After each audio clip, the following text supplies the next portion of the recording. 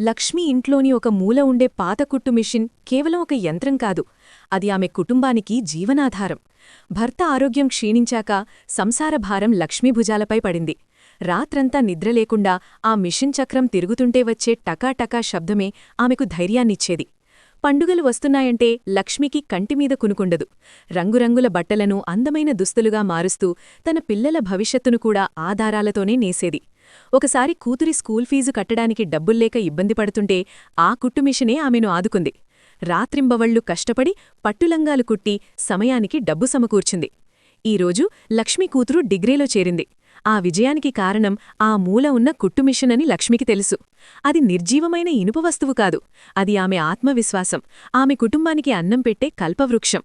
కష్టం విలువ తెలిసిన ఆ మిషన్ లక్ష్మి జీవితంలో ఒక ముఖ్యమైన సభ్యురాలిగా మారిపోయింది. నీతి: మన చేతిలో నైపుణ్యం, గుండెలో ధైర్యముంటే ఎలాంటి కష్టాన్నైనా జయించి గెలుపు సాధించవచ్చు. ఇలాంటి మరిన్ని కథల కోసం క్విక్ స్టోరీస్ తెలుగు ఛానల్ను సబ్స్క్రైబ్ చేసుకోండి.